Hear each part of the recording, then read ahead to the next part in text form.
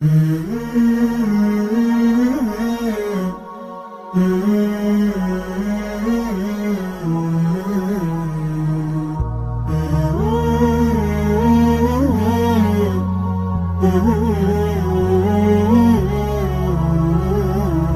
الله الرحمن الرحيم. کتێبخانەی ڕۆشنایی دەنجی زنجیرەی هاوڵانی پێغەمبەری خودا صلی الله عليه وسلم. زنجیرەی 6. کتێبی عەبدوڵڵای کوڕی مەسعود. نووسینی حەبیب محەممەد سەعید. بڵاوکردنەوەی نووسینگەی تەفسیر بۆ بڵاوکردنەوە و ڕاگەیاندن. نەخشەسازی ناوە زەردەشت کاوانی. خەت نەوزاد کۆیی. بەرگ ترایزۆن. ژمارەی لاپەڕە 6 لاپەڕە. نۆرە و ساڵی چاپ 1437 کۆچی بەرامبەر 2016 زایانی. تیراژ 2000 دانە. خوێندنەوەی ڕەشوان کاک خەڵڕ. مۆنتاژ و کارە دەنجیەکان هاوکار محەممەد حەسەن.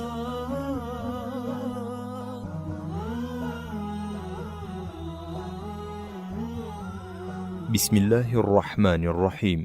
ئازیزەکانم، ئەی هاوڵە شیرنەکانی پێغەمبەری خودا صلی الله عليه وسلم. لاپەڕە 5. چاک لامڕوونە تەنها مسڵمانەکان بەدڵ و بەجیان ئێوەی بەڕێزیان خۆش دەوێت، چونکە ڕەفتاری شیرن و کاری مەردانەتان شارەزان. بەڵام نەفام و هەرزە و خۆپەرست خەڵەتا و مێشک بەنجکرا و بەکرێگیراوی بێگانە و کافر هەروەک شەمشەمە کوێرە توانای بینینی خۆریان نییە.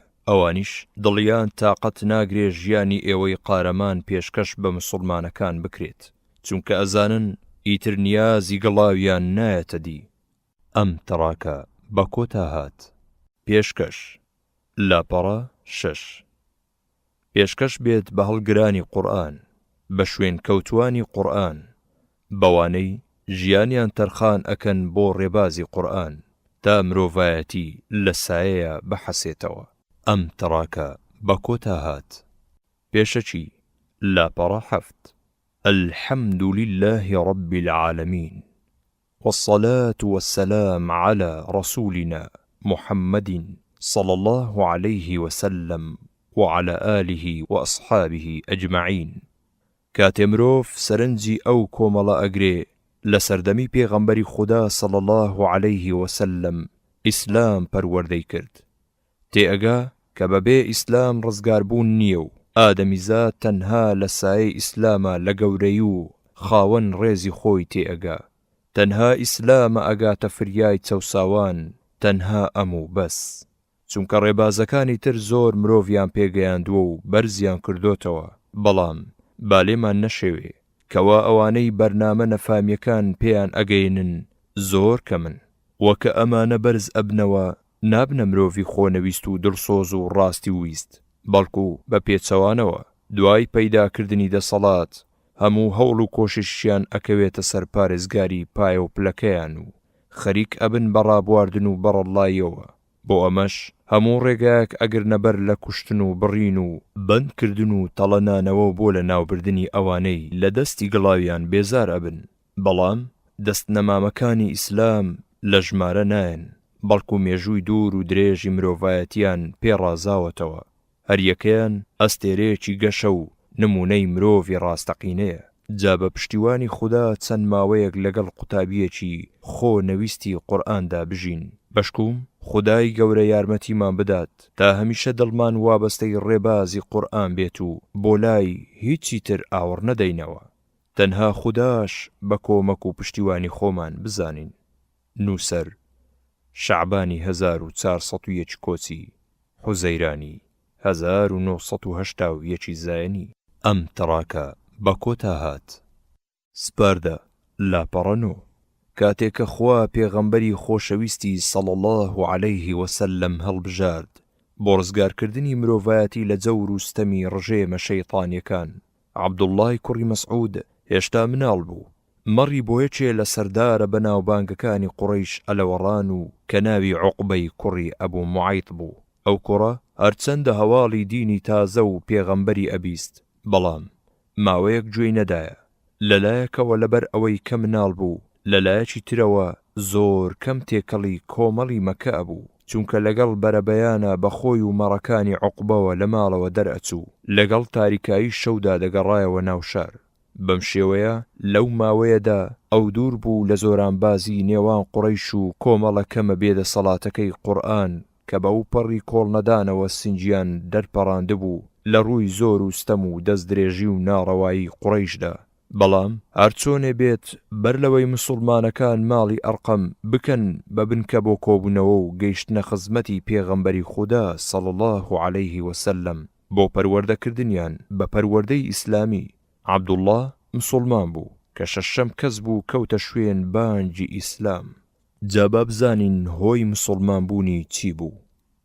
لاپەڕەدە عەبدوڵڵاه خوای لێ ڕازی بێت خۆی ئەجێڕێتەوە ئەڵێ مناڵێکی پێگەیشتوو بووم لە مەککەدا مەڕم ئەلەوڕاند بۆ عوقبەی کوڕی ئەبوو موعەیط. جارێکیان پێغەمبەر صلی الله عليه وسلم لەگەڵ ئەبوو بەکر خوای لێ ڕازی بێت هاتنە لام فەرمویان ڕۆڵە شیرت لا نییە بماندەیتێ بیخۆینەوە؟ وتم پێسپێراوم، ناتوانم شیرتان بۆ بدۆشم. جا پێغەمبەری خودا صلی الله عليه وسلم فەرمووی ئایا شەکێکت بەلاوە نییە کە تا ئێستا بەرانی نەگرت بێ؟ وتم بەڵێ، چون بۆم هێنا و ئەبوو بەکر گرتی و پێغەمبەری خوداش صلی الله عليه وسلم دەستی بە گوانی هێنا و لەخوا پاڕایەوە. گوانەکە شیری تێهات و پڕ بوو لە شیر. ئەبوو بەکریش بەردێکی چاڵی هێنا و شیری تێدۆشی و هەردووچیان لێیان خواردەوە. پاشان بەشی منیشیان دا. پاشان بە گوانەکەی فەرموو بێرەوە یەک. ئەویش هاتەوە یەک وەک خۆی لێ هاتەوە. عەبدوڵڵاڵێ دوای ئەوە هاتمە خزمەتی پێغەمبەری خودا صلی الله عليه وسلم. وتم لەم وتە جوانم فێر بکە. فەرمووی تۆ ئێستا مناڵی، دوایی فێر ئەبیت. دەستیشی بەسەرما هێنای فەرمووی خودا خێر و فەڕ بڕژێنێ بەسەرتا. ئەم ڕووداوە کارێکی گەورەی کردە سەر عەبدوڵڵای کوڕی مەسعود تا لە قوڵایی دڵیا جێگیر ببێ و کە ئەمە یارمەتی خوا بوو بۆ پێغەمبەر صلی الله عليه وسلم. ڕاستە نێردراوی خوایە بۆ دەرهێنانی مرۆڤایەتی لە تاریکایی و ڕێبازی شەیطان بۆ ڕۆشنایی و ڕێبازی خودا. هەروەها ئەم ڕووداوە پاڵی بە عەبدوڵڵاوەنا تا لە قوڵایی دڵیا پێغەمبەر صلی الله عليه وسلم و هاوڵەکەی خۆش بوێت. ئەوانیش خۆشەویستی ئەو چویە دڵیانەوە و سەریان لە دەستپاچی و ڕەوشت بەرزی سوڕما بوو. هیوای چاکەیان زۆر پێی هەبوو. پاشان زۆری پێنەچووە عەبدوڵڵاه هاتە لای پێغەمبەر و صلی الله عليه وسلم بەدڵ و بەجیان دەری بڕی کە ئەو زۆر خۆشحاڵە ببێتە ئەندامێکی کۆمەڵی خودا. داوای لە پێغەمبەر صلی الله عليه وسلم کرد تا لە بەردەستیا بمێنێتەوە و خزمەتی پێ بکات. ئەویش ڕەزامەندی خۆی دەربڕی. ئیتر لەو ڕۆژەوە خودای گەورە دەرگای ڕۆشنایی لە عەبدوڵڵاه خستە سەرپشت و بەختەوەری هەردوو جیهانی پێبەخشی. لە بەخێوکردنی مەڕی عوقبە وازی هێنا و هاتە خزمەتی خۆشەویستی خودا صلی الله عليه وسلم. ئەم تەڕاکە بە کۆتا هات لە پەنای کەعبەدا. لاپەڕە 12 بەڵێ عەبدوڵڵاه بەخشی پەروەردگاری بەسەر ڕژا و هاتە ڕێزی مسڵمانە پێشینەکانەوە. جا خودای لێ ڕازی بێت خاوەنی ئارام و بەرگەگرتنێکی بێ ئەندازە بوو بەرامبەر بە جەور و ستەمی قوڕەیش. بەو پەڕی چالاکیەوە دژی قوڕەیشی ستەمکار و خوانەناس ئەوەستا. عەبدوڵڵاه یەکەم مسڵمان بوو باشکرا و بەدەنجی بەرز لە مەککەدا قورئانی پیرۆزی دا بە گوێی نەفامەکاندا. ئەوە بوو ڕۆژێکیان کۆمەڵەکەمە بێدەسەڵاتەکەی ئیسلام لە مەککەدا کۆبوونەوە وتیان بە خودا هێشتا قوڕەیش ئەم قورئانەی بەدەنجی بەرز نەبیستووە. جات پیاوێک بەخۆیدا ڕائەپەرموێ و ئەیدا بەگوێیانە. عەبدوڵڵاه وتی من ئەیدەم بەگوێیانە. وتیان ئەترسین قوڕەیش بێن بەگژتا، ئێمە پیاوێکمان ئەوێ کەس و کاری زۆری هەبێ، ئەگەر قوڕەیش نیازیان خراپ بێ پارێزگاری لێ بکەن. وتی وازم لێ بێنن، خوا پارێزگاریم ئەکا. بۆ سبەینێ لە کاتی چێشتەنگاودا هات بۆ مزگەوت و گەیشتە لای مەقامی ئیبراهیم و قوڕەیشەکانیش دانیشتبوون بە پێوە دەستی کرد بە خوێندنەوەی سوورەتی ئەڕەحمان. هەروەها لەسەر خوێندنەوەی بەردەوام بوو. قوڕەیشیەکانیش سەرنجیان ئەگرت و ئەیان وت ئەوە عەبدوڵڵا چی ئەڵێ؟ تیا چێت لەوەی ئەخوێنێتەوە کە بۆ محەممەد هاتووە.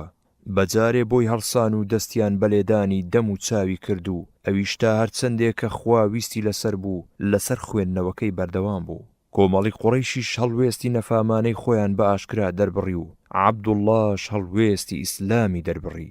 قوڕەیش سەلماندی کە ئەوێ بە زۆر وستەم دەنجی ڕاستی کب بکاتەوە و لە ناوی بەرێت.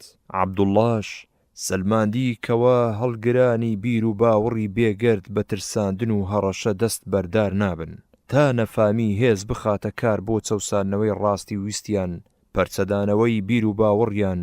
ئەمان زیاتر سوور ئەبن لەسەر باوەشکردن بەڕاستیدا و زیاتر غیرەتیان ئەجوولێ و بۆ سەر و ماڵ بەختکردن لە پێناوی بانجی پیرۆزدا.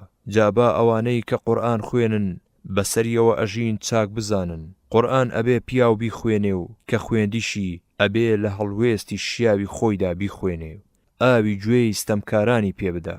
قورئان خوێندن ئەبێ خوێنی بۆ ئامادە بکرێ تا ئاڵای دوژمنانی ئیسلام داگرێتە خوارەوە. بەلێدانی قوڕەیش خوێن لە لەشی عەبدوڵڵا سەری کردبوو. کاتێک گەڕایەوە ناو هاوڵەکانی وتیان پێی ئێمە لەمە ئەترساین. وتی بە خودا دوژمنانی خوا ئێستا لە هەموو کاتێ زیاتر لە لام بێبایەخن. ئەگەر بتانەوێ سبەینش هەروەها بەدەنجی بەرز قورئان ئەدەمەوە بەگوێیانە. وتیان نەخێر بەسە ئەوەی ئەوان پێیان ناخۆش بوو داد بەگوێیانە. کۆمەک و پشتیوانیش هەر خودایە. زۆر سەیرە. عەبدوڵڵای کوڕی مەسعود هەژاری و داماوی بێدەسەڵاتی کرێگرتە کە مەڕی بۆ عوقوبە بەخێو ئەکرد ئەگەر بە شوێنێکا تێپەڕی بکردایە کە یەکێ لە دەسەڵاتدارانی قوڕەیشی لێبوایە. سەریدا ئەخست و لە شەرما پێی ئەهات بە یەکە چونکە پەروەردەی نەفامی وهای ڕاهێنا بوو کە هەست بەبوونی خۆی نەکات. خۆی بە مرۆڤ نەزانێ بەڵکو وا بزانێ بۆ خزمەتکاری و شوێن کەوتن دروست کراوە و هیچی تر. بەڵام کە کاتێ بەتیشتی قورئان دڵە بێگەردەکەی ڕووناک بۆ لە ئامان جومەبەستی بوونی تێگەیشت بوو بەو پیاوەی کە دەسەڵاتدارانی مەکە بەپەڕۆ و شڕە بزانێ و دەنگێکی دلێرانە فەرموودەی خوایان بەسەردا بخوێنێتەوە و کاتێک کە مێشتی لە بیر و باوەڕی نەفامی ڕزگاری بوو تێگەیشت کە ئەو هاوبیرانی پێویستە بیر لە ڕزگاری ئازادکردنی ئادەمیەکان بکەنەوە و بۆ دەرهێنان لە ژێر جەور و ستەمی ئەو نەخشە و پرۆگرامانەی کە ئارەزوو پەرستان کێشاویانە بۆ بەرژەوەندی خۆیان و چینەکانیان. بەم شێوەیە پرۆگرامی ئیسلامی دەرونی ئادەمیزاد ڕزگار ئەکا و بەرەو لێهاتن و جوامێری دەستی ئەگرێ. ئەمڕۆژ لەسەران سەری زەویدا مرۆڤەکان وەک سەردەمی نەفامی عەبدوڵڵا ئەژین.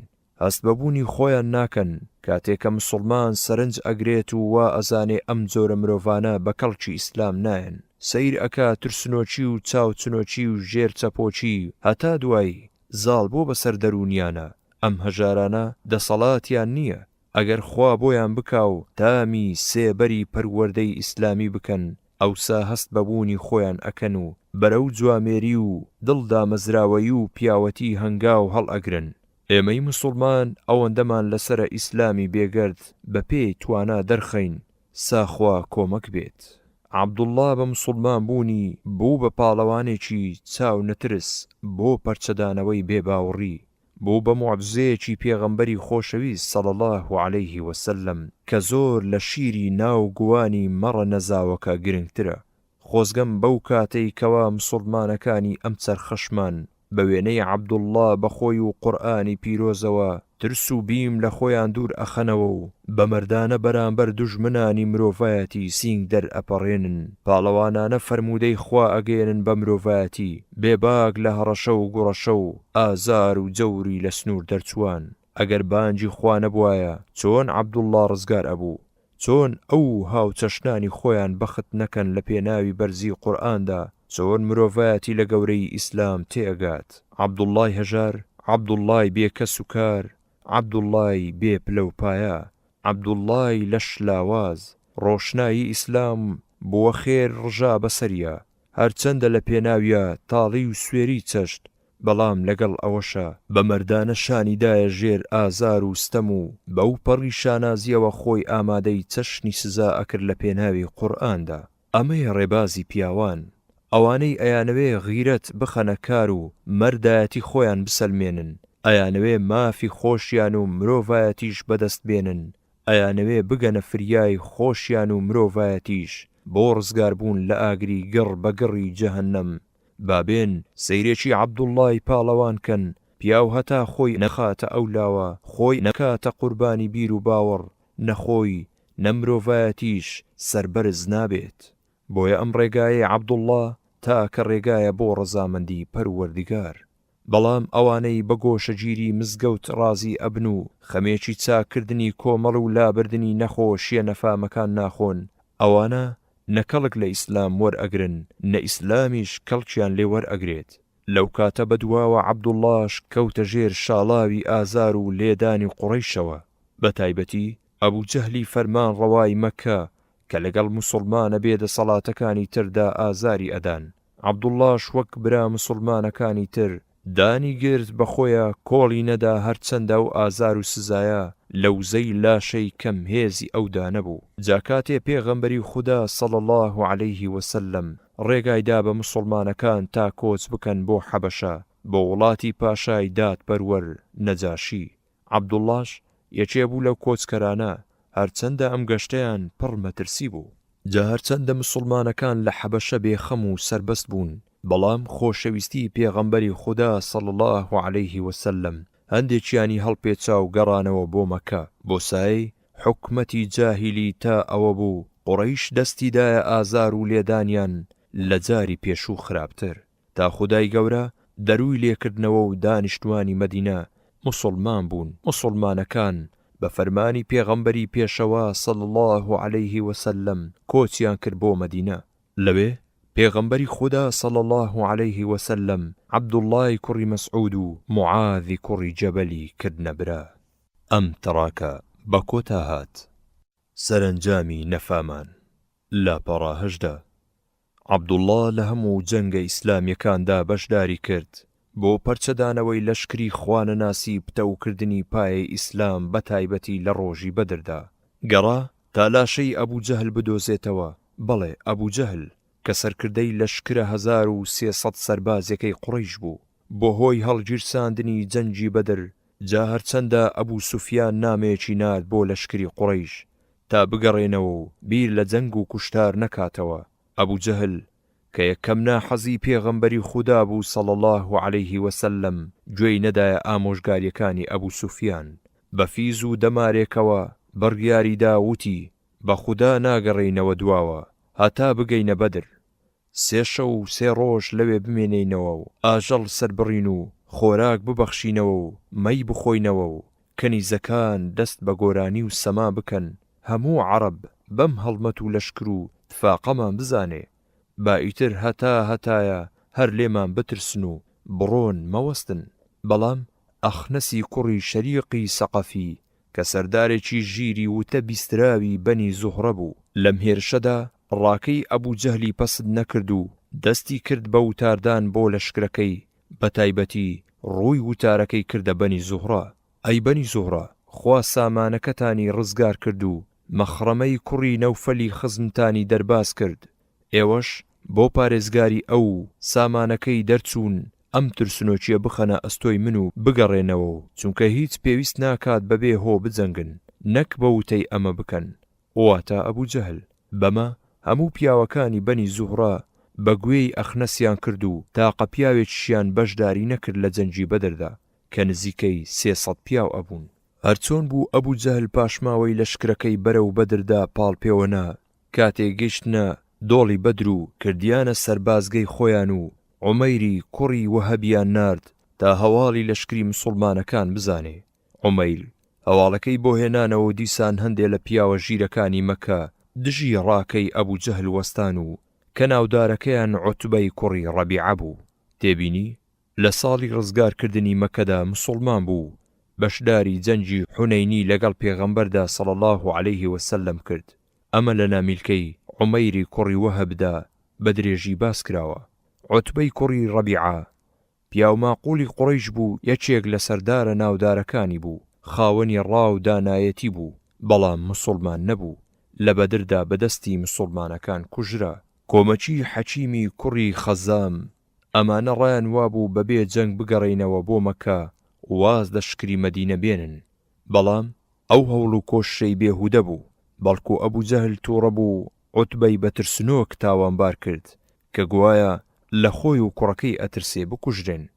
بە هەر شێوەیەک بوو ئەبوو جەهلی داخ لە دڵ بەرامبەر ئیسلام و پێغەمبەری ئیسلام صلی الله عليه وسلم وتەکەی سەری گرت و هەمویانی ناچار کرد تا شوێن ڕاکەی ئەو بکەون دەست بدەنە جەنگ لەگەڵ مسڵمانەکاندا. ئەبوو جەهلی دڵڕەش کە خاوەنی ئەو بڕیارەی دار و نەدووە بوو بۆ کوشتنی پێغەمبەری خودا صلی الله عليه وسلم بەرلەوەی مەککە بەجێبێڵێ لە هەموو کەسێ زیاتر پێی ناخۆش بوو پێغەمبەری خودا صلی الله عليه وسلم لە دەستیان بەبێوەی دەرچوو بوو.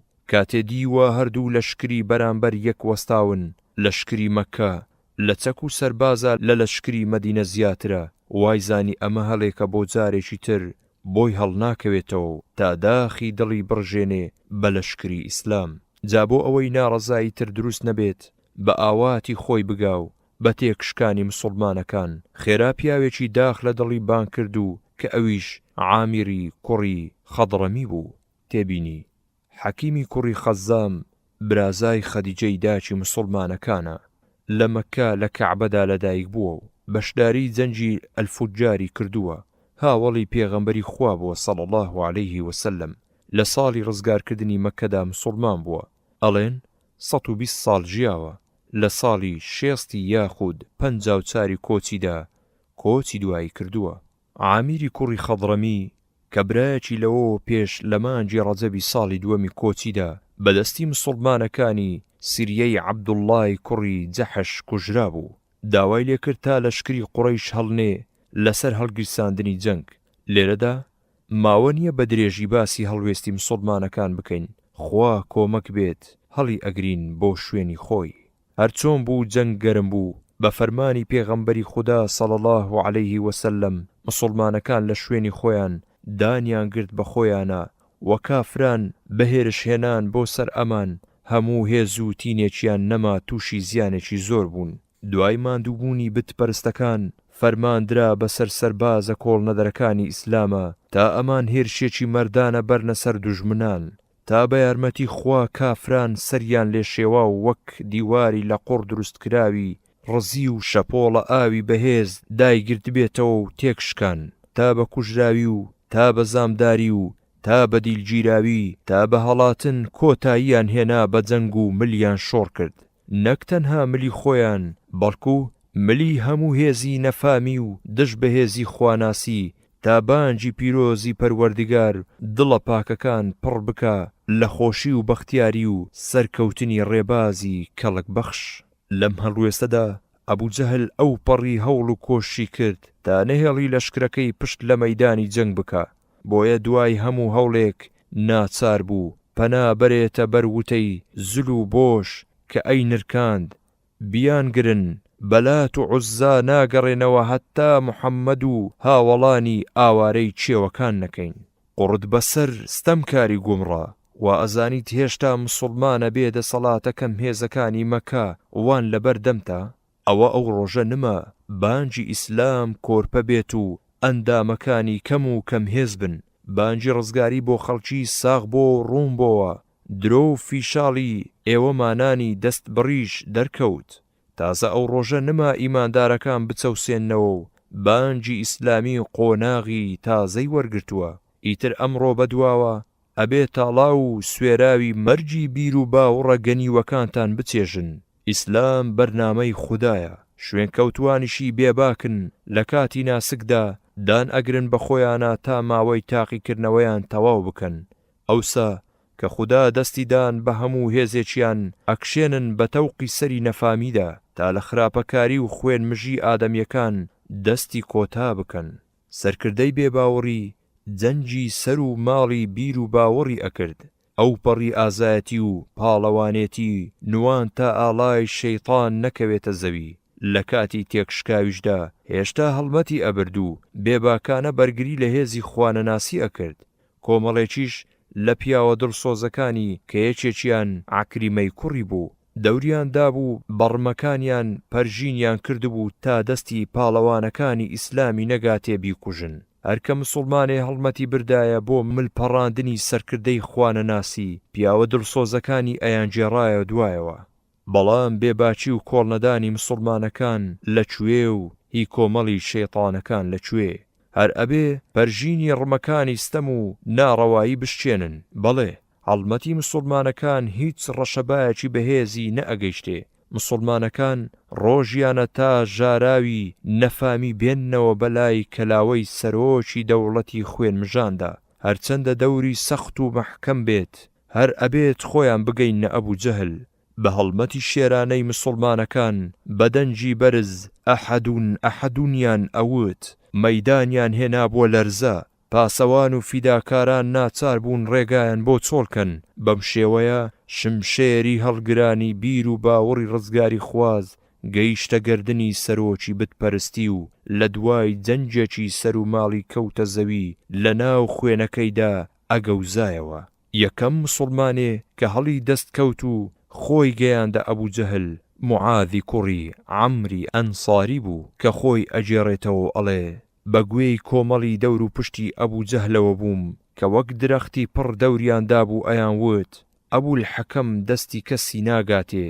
کاتێ ئەمەم بیست خستمە ئەستۆی خۆم و کەوا خۆمی بگەینمێ، بۆیە ڕووم لێنا تا هەڵم دەست کەوت و هێرشم بردە سەری، شمشێرێکم دا لە پێی و نیوەی ڕانیم پەڕاند. بەخوا کاتێ پەڕی لە هیچی نەئەکرد جگە لە ناوکە خورما کاتێ لە ژێر دەست کە دۆڵدا دەرئەپەڕێ. عەکریمەی کوڕی شمشێرێکی لێدام و قۆڵمی پەڕاند و بەڵام بە پارچە پێستێکی تەنیشتمە هەڵواسرا بوو، بۆیە زۆر بە ناڕەحەتی جەنگم پێوە ئەکرد. هەرچۆن بوو ئەو ڕۆژە تا ئێوارە من جەنگم پێوە کرد بە دوای خۆمدا ڕام ئەکێشا. کاتێ ئێش و ئازار زۆری بۆ هێنام ناچار خستمە ژێر پێم و خۆمدا بە سەریادا پچڕاندم و فڕێمدا. پاشان معەویذی کوڕی عەفرائیش کە دیوا دەست و پەیوەندەکەی خەمیان تەنها خۆ دەرباسکردنە و گوێیان نییە لە حاڵی ئاغاکانیان، خۆی گەیاندێ و دایگرتەوە هەتا خستیە گیانەڵڵا و ئەویش بەجێی هێشت و معەویذیش هەروە جەنجی کرد هەتا شەهید کرا. پاشان عەبدوڵڵای کوڕی مەسعود بەلای ئەبوو جەهلا تێپەڕی. دوای ئەوەی کە پێغەمبەری خودا صلی الله عەلەیه وسلم فەرمانیدا تا چارەنووسی هەڵگی سێنەری جەنگ بزانن لە ناو کوژراوەکانە بۆی بگەڕێن. لە کاتێکە عەبدوڵڵا وەک خەڵکی تر بەناو کوژراوەکانە ئەگەڕا سەیر ئەکاوە ئەبوو جەهل لەسرە مەرگایە لی نزیک کەوتەوە و پێی خستە سەر ملی تا سەری لە لاشەی جیا بکاتەوە. پێیوت ئایا خوا سەرشۆڕی کردی ئەی دوژمنی خودا؟ ئەبوو جەهل وتی جا بۆچی سەرشۆڕی کردم؟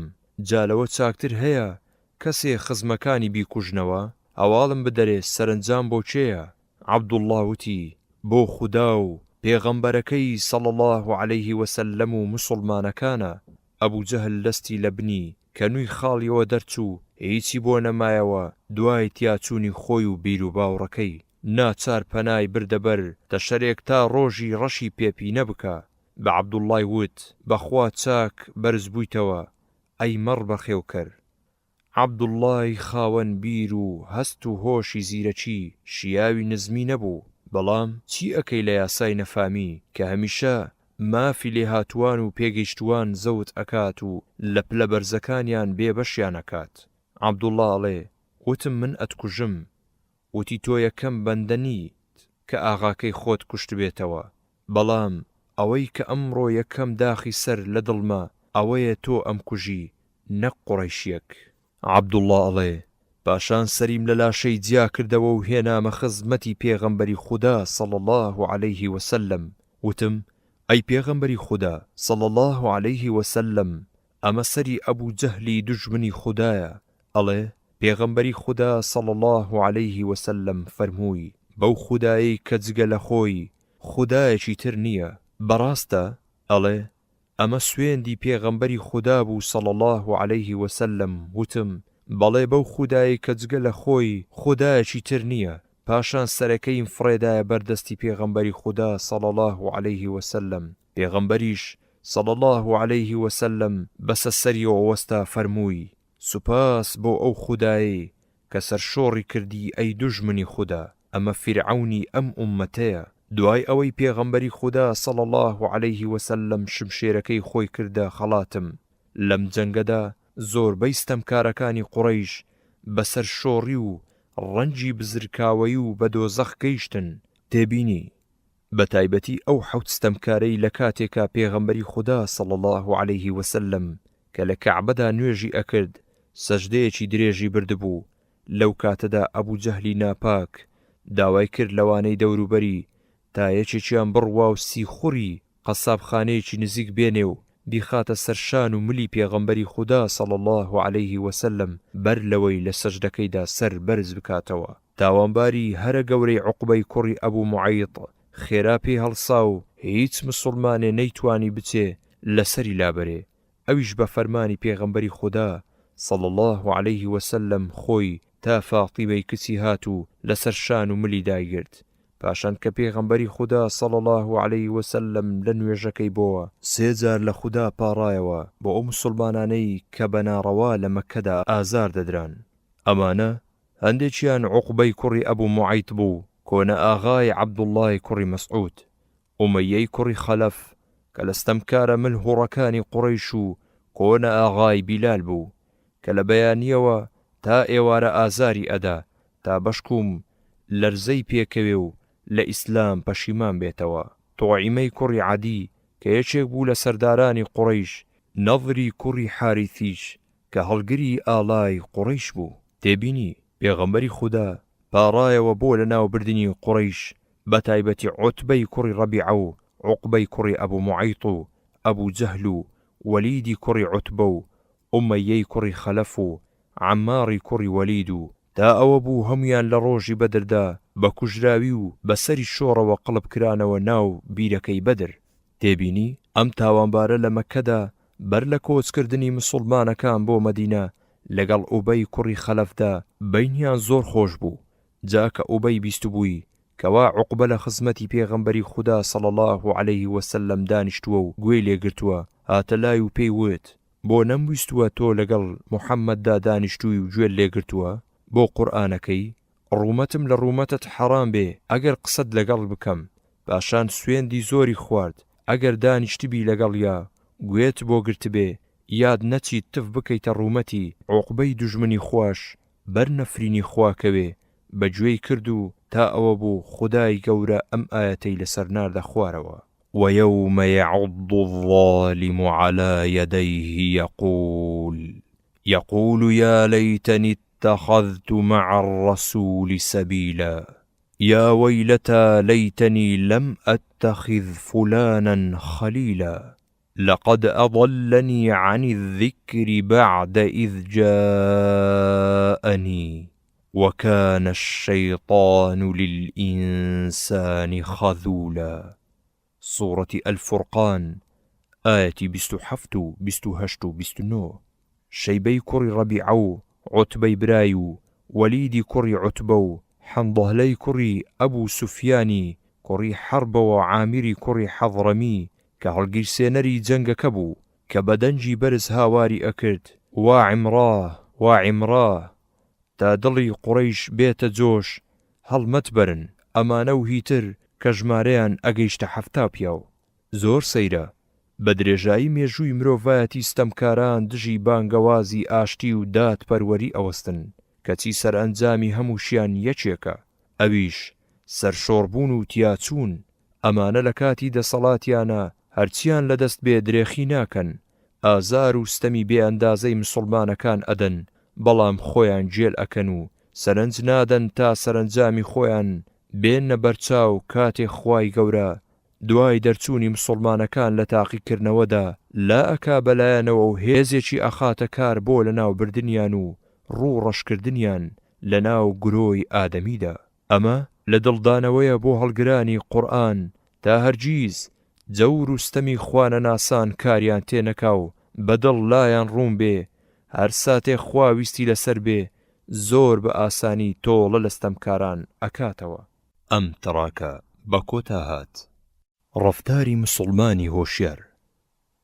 عەبدوڵڵا خێر و بێری ڕەژا بەسەریا و بوو بە قوتابی قورئان، بۆ هەڵگری زانیاری قورئان، بۆیە مێشک و دڵ و دەرونی خۆی پێزاخاودا و مسڵمانێکی تێگەیشتوو لێ دەرچوو تا بە هیچ بارێکا لا نەدا و بە کەس لە خشتە نەبردرێ و سەری لێ نەشێوێندرێ بتوانێ بەرگەی ڕووداوە جۆر بە جۆرەکانی ژیان بگرێت و ئەوە بوو دوای کۆچی دوایی پێغەمبەری خودا صلی الله علیه وسلم لە کاتی هەڵبژاردنی خەلیفەی ئەبوبەکردا مسڵمانەکان وەختە بوو تێک بچن ئەمیش مەردانە ژیری و سەلیقەی و زانیاری خستەکار و داوای یەکێتی و برایەتی کرد لە مهاجیر و ئەنسارەکان تا بە هەمویانەوە پارێزگاری لە قەڵای ئیسلام بکەن ئەو بینایی کە بەڕەنجی خوێناوی چەند ساڵەیان بنیاتیان ناوە بەدەستی خۆیان نەیڕوخێنن بەڵکو زیاتر هەوڵ بدەن بۆ جیهادی کافران و قۆڵ هەڵماڵن و پشت بە خودا لە سایەی قورئانە دەست بکەنە ملی یەک و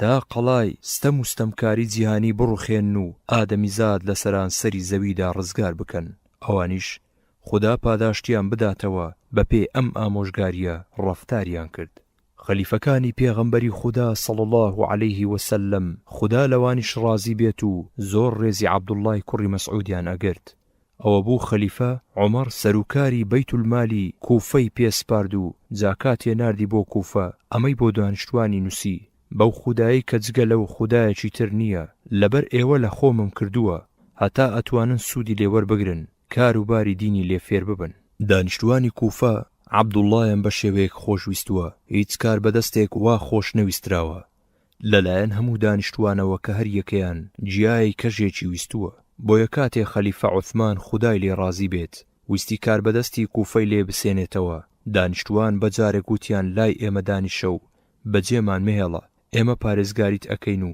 ناڵێن هیچ خراپەیەکت بێتە ڕێ بەڵام تێگەیشتنی ئەوان لەکوێ و تێگەیشتنی عەبدوڵڵا لەکوێ چۆن ئەوە ئەبێتە مایە ئاژاوە سەربازی مسڵمان چۆن ئەبێ لەبەر بەرژەوەندی خۆی لە فەرمانی فەرماندە یاخی بێ جایتر کامەیە گوێڕایەلی یان کامەیە سەربازی خودا بۆیە فەرمووی پێویستە لەسرم گوێڕایەلی بۆ بکەم ئەجینا ئاژاوە دروست ئەبێ منیش حەست ناکەم من یەکەم کەس بم کە دەرگای ئاژاوە بخەمە سەرپشت سەربازەکانی قورئان بە گەورە و بچووکیانەوە هەر یەکەیان خشتێکی پۆڵا بوو بۆ پێکێنانی قەڵایەکی بێوێنە بێ ئەوەی هیچ خشتێکیان جێ بەسەریا بە خواری خۆی لێژ بکات ڕەفتاری ئەندامانی کۆمەڵگەی ئیسلامی ئەبێ وابێت کە بریتیە لە گوێڕایەلیەکی بێ ئەندازە و تەنها لە کاتی یاخیبوون و لاداندا یاخیبوون و لادانێکی دەست ئەنقەست ملپێچی پێویستە ئەویش بەدانایەتی و بەپێ بەرژەوەندی ئیسلام هەتا جارێکیان وت و وێژ و ناکۆچیەک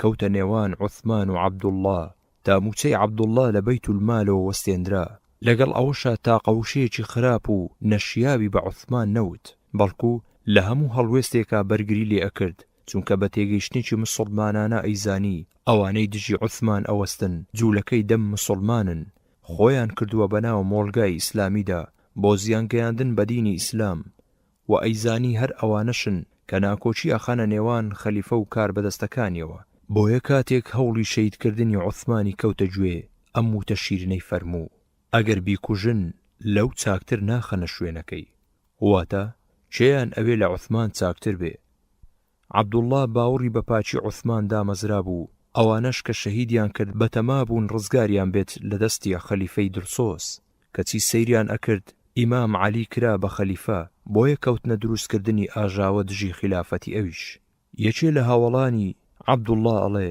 هەرگیز لە دەمی عەبدوڵڵا وشەیەکم نەبیستوە دژی عوثمان عەبدوڵڵا ئەوەندە لە خزمەتی قورئان مابۆوە ڕاهاتبوو تا بە هیچ شێوەیەک لە فەرمانەکانی ئیسلام یاخی نەبێت تا دەست لە هەموو کارێکی خراپ بشوات و تەنها مەبەستی ڕاستی بێت و هەرچی ڕاست بێ بێپێچ و پەنا بێڵێت جارێکیان لەگەڵ جەنازەیەکە ئەبێت و ئەبینێ وا پیاوێک پێ ئەکەنێ عەبدوڵڵا زۆری پێ ناخۆش ئەبێ و ئەڵێت تۆ وای لەگەڵ ئەم جەنازەدا پێش ئەکەنی بە خودا هەرگیز قسەت لەگەڵا ناکەم جارێکی تریش عەبدوڵڵا لەگەڵ پیاوێکدا بۆ سەردانی نەخۆشێک ئەچنە ماڵەوە ئافرەتێکیش لە ماڵەکەدا ئەبێت و یەکێک لە پیاوەکان خەریک بوو تەمەشای ئافرەتەکەی ئەکرد عەبدوڵڵا بێپێچ و پەنا و ڕووپامایی بڕیاری ئیسلامیدا بەگوێیە وتی ئەگەر چاوت بتەقیبایە بۆ چاکتر بوو لەمە عەبدوڵڵا برایەکی بوو ناوی عوتبە بوو خوای لێ ڕازی بێت کاتێ دەنگ و باسی مەرجی ئەم برای ئەبیستێ دەست ئەکا بە گریان پێی ئەڵێن ئەوە ئەگری لە وەڵامە ئەڵێ ئەمە سۆز و خۆشەویستیەکە کە خوا دروستی کردووە، ئادەمیزاد ناتوانێت ڕێگری لێ بکە. ئەڵێ ئەمە برای دایک و باوکمە و هاوڵمە لە خزمەتی پێغەمبەری خودا صلی الله عليه وسلم. ئەمەی کە ئەو بمرێت و من داوای پاداش بکەم لە خوا لام خۆشەویستتر نییە لەوەی کە من بمردم وایە و ئەو داوای پاداشتی لە خوا بکردایە.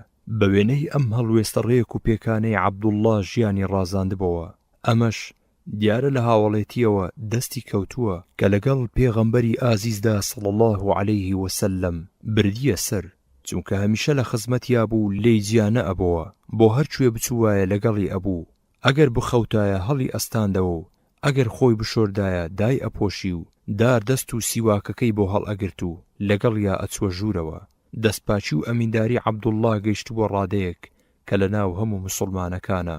پێغەمبەری خۆشەویست صلی الله عليه وسلم ماوەی ئەوی دابوو کە هەر کاتێ بیەوێ بچێتە ژوورەوە لای بێ ئەوەی کات و ساتی بۆ دیاری بکات و هەموو نهێنیەکی پێغەمبەری خۆشەویست صلی الله عليه وسلم بزانێ، هەتا ناو نرابوو بە خاوەنی نهێنیەکانی پێغەمبەری خوددا صلی الله عليه وسلم. هەر ئەم هەڵسو نیشتەی بوو و ئەم کارە گەورەی کردە سەر خۆڕەوشتی تا ئەو پەڕی پلە خۆیی و دڵ دەرونی بە ڕەوشتە بەرزەکانی پێغەمبەری خوددا صلی الله عليه وسلم پەروەردە بکە، بە ڕەفتارە بێوێنەکانی جم و جۆڵی خۆی بڕازێنێتەوە. بۆیە پێی ئەوترا ئەو لەو ڕەفتار و ڕەوشتانە نزیکترین کەسە لە پێغەمبەری خوددا صلی الله عليه وسلم کە پێی بچێت. پێغەمبەری خوددا صلی الله عليه وسلم عەبدوڵڵای زۆر خۆش ئەویست، هەروەها زۆر جێگای بڕوا بوو لەلای ئەوە تا فەرمێ ڕازیم بە هەر شتێ بۆ ئومەتەکەم کە عەبدوڵڵا ڕازی بێت بۆی، ناڕازیم لە هەر شتێ بۆی کە ئەو ناڕازی بێت بۆی. لە فەرمودەیەکی تردا فەرمێت دەست بگرن بە پەیمانی عەبدوڵڵای کوڕی مەسعودەوە، شوێن پێی عەماری کوڕی یاسر هەڵگرن. عەبدوڵڵا ئەوەندە بەسە کە پێغەمبەری خوددا صلی الله عليه وسلم بە مسڵمانەکان بوو فەرمێ قورئان لە 4 کەس وەرگرن، لە عەبدوڵڵای کوڕی مەسعود و معاذی کوڕی جەبەل و ئوبەی کوڕی کەعب و سالیم خزمەتکاری ئەبوو حوذەیفە و بوو فەرمێ ئەگەر کەسێکم بەبێ ڕای مسڵمانەکان بکردایە بە ئەمیریان ئەوە عەبدوڵڵای کوڕی مەسعودم ئەکرد بە ئەمیریان. بەڵام عەبدوڵڵا بەم تێکەڵی و ڕێز لێگرتنە وا تێنەگەیشت کە ژیانێکی ئاسایی لەگەڵ پێغەمبەری خوددادا صلی الله عليه وسلم ئەداتە سەر، بەڵکو لە هەموو کەس زیاتر شەرمی لێ ئەکرد و ڕێز و شەرم لێی کردنی لە پێغەمبەری خۆشەویست صلی الله عليه وسلم گەیشتووە ڕادەیەک هەتا دوای کۆچکردنی پێغەمبەر صلی الله عليه وسلم زۆر بەدەگمەن ناوی ئەبرد، خۆ ئەگەر ناوی ببردایە لەشی ئەهاتە لەرزە و تێک ئەچوو، عەرەق لە نێو چەوانیدا جۆگەلەی ئەبەست و نەوەکو لەو فەرمایشتەدا پیتێکی بخاتە شوێن پیتێکی تر. عەڵقەمەی کوڕی قەیس کە یەکێک بوو لەو مامۆستا شارەزایانەی کە بەدەستی عەبدوڵڵا لە کوفەدا پێگەیشتووە ئەجێڕێتەوە ئەڵێ عەبدوڵڵای کوڕی مەسعود دوای نوێژی عیشا هەموو 5 شەممەیەک ئامۆژگاری مسڵمانەکانی ئەکرد، لە هیچ ئێوارەیەکدا نەمبیست ناوی پێغەمبەری خوددا صلی الله عليه وسلم بەرێت جگە لە تاقە جارێک. سەیرم کرد خۆی داوە بەسەر دارە دەستێکا و دارە دەستەکەش کەوتۆتە لەرزە و جم و جۆڵ. تا ئەم ڕادەیە عەبدوڵڵا ڕێزی پێغەمبەری لەلا بوو صلی الله عليه وسلم، چونکە ئەوەی ئەو بە پێغەمبەریەوە صلی الله عليه وسلم دیبووی لێوەی بیست بوو وهای پەروەردە کردبوو کە هەتایە شەرمی لێ بکا و بە پێشەوایەکی گەورە و بەڕێزی خۆی بزانێ هەتا دوای مردنیشی. ئەم تەڕاکە بە کۆتا هات. ئامۆژگاری و پەروەردە لاپەڕە 49 لە پاڵ بەخشی خواناسی و زانیندا خودای گەورە دانایەتی و ژیری و ڕەوان بێژی بە عەبدوڵڵا بەخشی بوو، بۆیە کە سرنجی ئامۆژگاریەکانی ئەدەین هەست بە دوورە بینی و وردی ئەکەین. عەبدوڵڵا لە سایەی ئیسلامە بووە پیاوێکی نازدار، بووە هەڵگری بانگەوازی تازە، بەڵام بە هیچ شێوەیەک خۆشی و ڕابواردنی ئەم جیهانە کۆکردنەوەی سامان و دارایی نەئەهات بەبیریە، هەرچەندە دەسەڵات و پایە و پلەی دەوریدا بوو، هەر ئەو بەپێ پرۆگرامی ڕاست و ڕەوانی خوا نەخشەی ئەچێشا بۆ ژیانی مرۆڤ. پەروەردەی قورئانی خۆنەویستن و ئارەزوو پەرستنی لە دڵ و دەرونیا ڕیشە چێش کرده بوو، هیچ ئاوات و مەبەستێکی ئەم جیهانەی نەبوو جگە لە تەنها ئاواتێک کە ئەویش ئەمە بوو کە خۆی ئەجێڕێتەوە. لە غەزای تەبوکدا لەگەڵ لەشکری پێغەمبەری خوددا بووم صلی الله عليه وسلم. نیوەی شەو هەڵسام لەلایەکی ئۆردوگاکەوە چاوم کرد بە بڵێسەی ئاگرێک. سەیرم کرد پێغەمبەری خوددا صلی الله عليه وسلم و ئەبوو بەکر و عومەرن و عەبدوڵڵای کوڕی مەزنی کە بە ذوول جادەین ئەناسرا وا مردووە و ئەوانیش خەریکن قەبریان هەڵکەندووە بۆی. پێغەمبەری خوددا صلی الله عليه وسلم خۆی دابەزیتە خوارەوەی ناو قەبرەکەوە و ئەبوو بەکر و عومەریش بۆی دائەهێڵنە خوارەوە و پێغەمبەری خوددا صلی الله عليه وسلم فەرمووی براکەتانم بۆ دابێننە خوارەوە. ئەوانیش دایان هێڵایە خوارەوە و جا کاتێ خستیە قەبرەکەوە فەرمووی خودایە من لێ ڕازیم، داواکارم تۆش لێ ڕازی بیت. جا خۆزگە خاوەنی ئەو قەبرە من بوومایە. عەبدوڵڵا باسی خوامان بۆ ئەکات ئەڵێ پەروەردگارتان شەو و ڕۆژی بۆ نییە، ڕووناچی ئاسمانەکان و زەوی لە ڕووناچی ئەوەوەیە. بەو شێوەیە مسڵمانێکی بڕوا دامەزرا و هەڕەشە ئەکات لەوانەی کە نەخشە بۆ خوا ئەچێشن و بە نەخشەکانی ڕازی نین. بۆیە بەوانەی دەوروبەری ئەڵێ هەریەکە لە ئێوە پشکۆیەک ئاگر بخاتە دەمیەوە چاکترە بۆی تا بەکارێک کە خوا بڕیاری لەسەردا بێ بڵێ کاشکی ئەمەیە وا نەبوایە، بریا ئەمە وا نەبوایە. و بە وێنەی مسڵمانێکی هۆشیار و تێگەیشتوو لە مەبەستی ژیانی ئیسلامی ئەڵێ ڕقم لەو پیاوەیە بەبێ کار بسوڕێتەوە، ئەوەی کە نەخەریکی ئیش و کاری ئەم جیهانەیە و نەخەریکی ئیش و کاری ئەم جیهانە. ئەوە تا لەبارەی سنگ فراوانی مسڵمان و دڵگ و شادیەوە ئەڵێ باشترین دەوڵەمەندی دەروونە و باشترین توێشوو لە خوا ترسانە. خراپترین کوێری دڵە و گەورەترین گوناه درۆکردنە و خراپترین کاسبی سوو خواردنە و خراپترین خواردن ماڵی هەتیوە و هەر کەسێ لێبوور دەبێت خوش لێ ئەبورێت، هەر کەسێک چاوپۆشی بکات خوداش چاوپۆشی لێ ئەکات. مسڵمانی سەدەی یەکەم ئەوەندە بە تەنگ ئەم ژیانە پڕوپوچەوە نەبوون، بەڵکو هەموو ئاوات و ئارەزوویەکیان ڕەزامەندی خوددا بوو. ئامانجیان لەم ژیانە تەنها ئەوە بوو توێشووی باش و پڕ بپێچنەوە بۆ ئەوەی لە ڕەزامەندی خوددا بێبەش نەبن، لە ئێش و ئازاری سزای سەختی دۆزەخ ڕزگاریان ببێت. پاشان ئەوەندە بەتەنگ وەرگرتنی کردەوەکانیان لەلایەن خواوە ئەڵێ ئەگەر بزانم خوددا یەک کردەوەی چاکم لێ وەرئەگرێ پێم خۆشترە لەوەی پڕی زەوی ئاڵتونم هەبێ. هەر بۆ ئەوەی خودای گەورە نەڕەنجێ و بەندایەتی مسڵمان وەرگرێ ئەم ئامۆژگاریە ئەکا و ئەڵێ بەو خودایی کە جگە لە خۆی خودایەکی تر نییە لەسەر زەویدا، شتێتر نییە زیاتر لە زمان پێویستی بە بەندکردن و بەستنەوە هەبێت. هەروەها ئەڵێ ئاگدارتان ئەکەم لە قسەکردنی زۆر، هەر یەکەتان ئەوەندەی قسەی بەسە کە پێویستی خۆی جێبەجێ بکە. جا بە شێوەی باوکێکی دڵسۆز سێ ئامۆژگاری کوڕەکەی ئەکا و ئەڵێ کوڕە شیرینەکەم، ئامۆژگاریت ئەکەم بەوەی کە شەرم و شۆ لە خوددا بکەیت، بە پێی بەڕەکەت پێڕابچێشیت و بۆ تاوان و هەڵەکانیشت بگریت. عەبدوڵڵای خواناس ڕۆژ بە ڕۆژ هەستی بە دەرکەوتنی شتی داهێنرا و بیدعا کرد کە بە هیچ شێوەیەک پەیوەندیان بە ئیسلامی پاڵفتەوە نەبوو. بۆیە بە وێنەی مسڵمانێکی دڵسۆز هەوڵی ئەدا تا فەرمودەی خوددا و پێغەمبەری خوددا صلی الله عليه وسلم لەناو کۆمەڵا بڵاو بێتەوە و داهێنراوەکان لەناو بەرێ کە وەک ئەڵێ لە ڕاستیدا شتی داهێنرا و زیاد کراو بۆ دین زۆر زیانی هەیە، بۆ ئیسلام بۆ مسڵمانانیش، چونکە شێوە شیرنە ڕاستەقینەکەی ئیسلام ئەکا بەژێرەوە و ماوەی مسڵمانانیش نامێنێت تا خەریکی فەرز و سونەت بێ. عەبدوڵڵا زۆر چاک لە ژیان گەیشت بوو، ئەو ژیانەی کە بریتی بوو لە کردەوەی چاک نەک بەرژەوەندی تایبەتی. ئەوە تا بەو پەڕی پێخۆش بوونەوە پێشوازی لە دوو شتی لە خەڵک بێزراو ئەکات کە مردن و هەژاریە. بەڵێ مردن بۆ مسڵمانێک کە پەیوەندی بە پەروەردگارەوە نەپچڕابێ بریتیە لە ڕزگار بوون لە ژیانی پڕ لە تاڵەیی و سوێری، گەیشتن بە ژیانی پاچی و بێگەردی بەهەشت. پاشان سوێند ئەخوا بە خوددا کە باچی نییە بە دەوڵەمەندی یا بە هەژاری تاقی بکرێتەوە، چونکە ئەگەر دەوڵەمەندی پێ بدرێت ئەوە ماوەی بەکارهێنانی ڕەحم و بەزەیی دەست ئەکەوێ، و ئەگەر هەژاریش بێ ئەوە ماوەی ئارامدان بە خۆداگرتنی دەست ئەکەوێ، چونکە ژیان بریتیە لە پیاوەتی و جوامێری.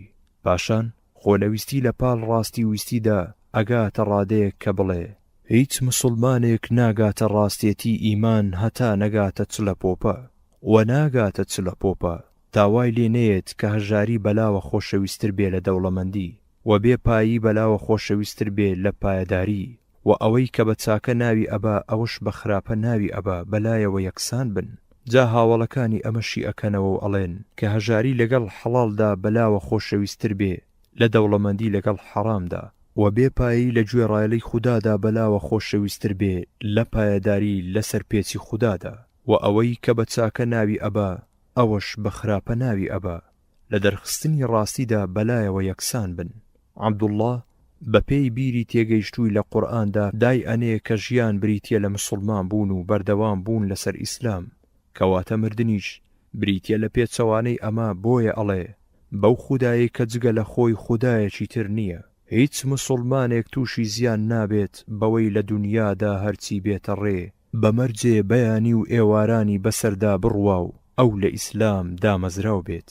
پاشان ئامۆژگاریەکی جوانی خواناسان ئەکا، ئەو خواناسانەی کە ئامادەن ژیانیان تەرخان بکەن بۆ خوداپەرستی و گەیاندنی بەرنامەی خوددا بە مرۆڤایەتی. پێیان ڕاگەێنێ دڵی مسڵمان هەمیشە لە یەک دەقانیە، جاری وا هەیە زۆر ئامادە و گوێڕایەڵە و جاری واش هەیە زۆر سەرکەش و لالووت و لارە. جا پێویستە مسڵمانان ئەو کاتانەی کە دڵهۆشیارە بە هەڵیان بزانێ و لە چیسیان نەدا و بەخوا پەرستیەوە خەریک بێت. لەو کاتانەشدا کە دڵ بێزار و بێتاقەتە واز بێنێ چونکە کەڵک وەرناگرێ. جارێکیان کۆمەڵێک پیا و ماقۆڵی نامسڵمان دێنە لای عەبدوڵڵاه، ئەوانەی کە بە چاوەوە ئەبن سەریان لە مل ئەستوری و تەندروستیان سوڕ ئەمێنێ. عەبدوڵڵاش بە چاوەوە ئەبێت لە دواییدا پێیان ئەڵێت ئەبینن کافر لاشەی ساغ و دڵی نەخۆشە، ئەشبینن ئیماندار لاشەی نەخۆش و دڵی ساغە. سوێند ئەخۆم بە خودا ئەگەر دڵتان نەخۆش بکەوێت و تەندروست بن، ئەو کاتە بەلای خوداوە لە قاڵۆچەیەک بێبایەختر ئەبن. عەبدوڵڵاه مەبەستی ئەمەیە کە کافر هەمیشە خەمخۆری لاشەیەتی لەسەر حیسابی دڵ و ڕۆحی، بەڵام مسڵمان بە پێچەوانەوە خەمخۆری دڵ و ڕۆحیەتی لەسەر حیسابی لاشەی، چونکە ساغی و دڵ و ڕۆح ئەبێتە مایەی ئاوەدانکردنەوەی سەرزەوی و حەسادنەوەی مرۆڤایەتی، وەک ئەو هەڵمەتە ڕزگاریەی کە مسڵمانەکان بردیانە سەر ستەمکارانی ئەو ڕۆژەی جیهانی ئاوەدان کردەوە بە پێچەوانەی ئەوروپاییەکانەوە کە پەروەردەی دڵ و دەروون و ڕۆحیان خستە پشتگوێ و ئەو هەڵمەتە ناپیاوانەیان هێنایە سەرگە لە داماوەکەمان کە هەموو کەسێک ئاگای لێتی. ئەمەیە هەر کاتێک مسڵمانەکان کەوتنە شوێن ڕێباز و پەروەردەی کافران، وەک ئەوان دەستیان لە قیامەت شۆری بۆ دنیا بۆ خواردن و خەوتن، ئەوە لە هەموو مێروویەک بێنرختر ئەبن بەلای خوداوە، دەستیان لێبەر ئەدا و هەموو سەگ و گورگێک سەریان تێ ئەکەن. دیارە عەبدوڵڵاه خودای لێ ڕازی بێت ئەم وانەی لە لای پێغەمبەری خوددا صلی الله عەلەیه وسلم مامۆستاکەی خوێندووە کە ژیانی تەرخان کردبوو بۆ ڕۆشنکردنەوەی دڵان، ژیانی خۆی و ماڵ و خێزانی نابەوە ئەولاوە. دیسان ئامۆژگاریەکی تری بە نرخی خواناسان ئەکا تا کوێرانە نەنیشنە مل و شوێنی ئەم و ئەو نەکەون، کە ئەڵێ هیچ یەکێکتان شوێنی هیچ کەسێک نەکەوێت ئەگەر ئەو ئیمان بێنێ و ئەمیش ئیمان بێنێ و گەر کافر بوویەوە کافر بێتەوە، خۆ ئەگەر ئەبێ ئیقتیدا بە کەسێک بکەن ئەوا بە مسڵمانانی مردوو ئیقتیدا بکەن، چونکە زیندوو ناتوانین لە هەڵگەڕانەوەی بێخەم بین.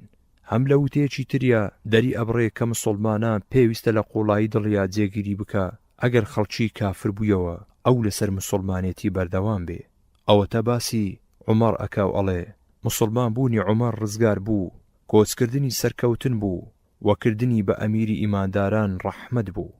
پاشان ئامۆژگاریەکی وردی تری مسڵمانەکان ئەکات تا ئەگایان لە خۆیان بێت و ڕۆژ بە ڕۆژ تەمەنیان تەواو ئەبێت، بە پیری مەرگەوە ئەڕۆن و کردەوەکانیشیان یەک بە یەک هەڵ ئەگرن و مردنیش لە پڕێکە یەخەیان پێ ئەگرێت، جا ئەوەی تۆی چاکەی بچێنێ دیارە دروێنەی ئەوە ئەکات کە ئاوات و مەبەستی بووە، ئەوەش تۆی خراپە بچێنێ دروێنەی پەشیمانی ئەکات. و هەموو کەشتیارێک تەنها ئەوەی دەست ئەکەوێتەوە کە سەوزی کردووە و هیچ کەس ناتوانێت دەست پێشی بکاو لە بەشی ئەودا هێواش و لەسەر خۆیە. ئەوەش کە هەڵپەڕکەرە هەرچی بۆ بڕیار نەدرابێ دەستی ناکەوێ.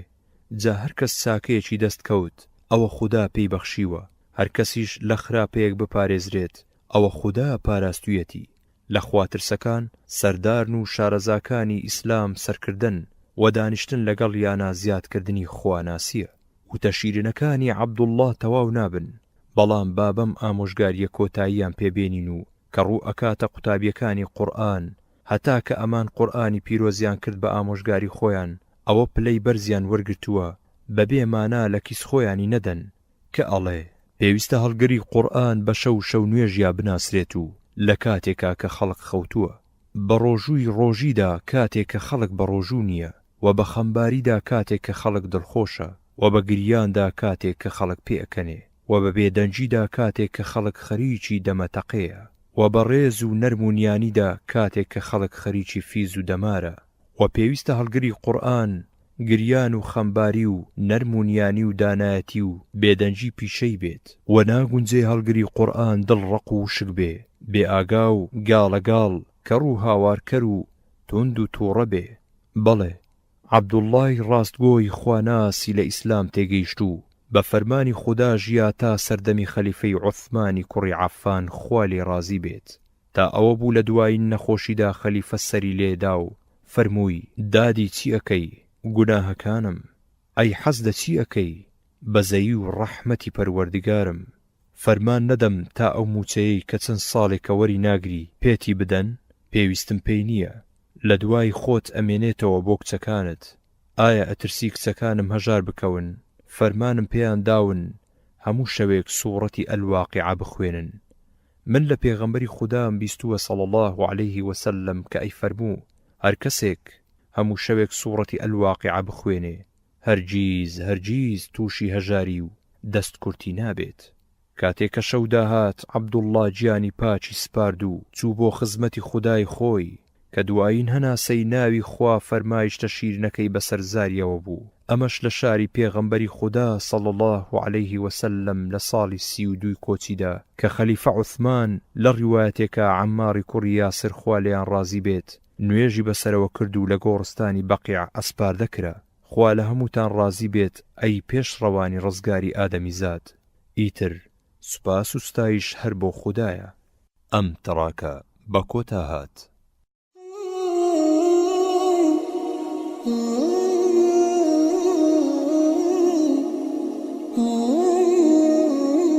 کتێبخانەی ڕۆشنایی دەنجی یەکەمین کتێبخانەی دەنجی ئاینی بە زمانی شیرینی کوردی کتێبخانەی دەنجی ئاینی بە زمانی شیرینی کوردی کتێبخانەی ڕۆشنایی دەنجی تیشکێک بۆ مێژوو سەرنجێک بۆ ئەمڕۆ ژیریەک بۆ داهاتوو کتێبخانەی ڕۆشنایی دەنجی ڕۆشناییەک لە پەڕاوە ڕاستیەکان بەرەو دڵە شەکەت و ماندووەکان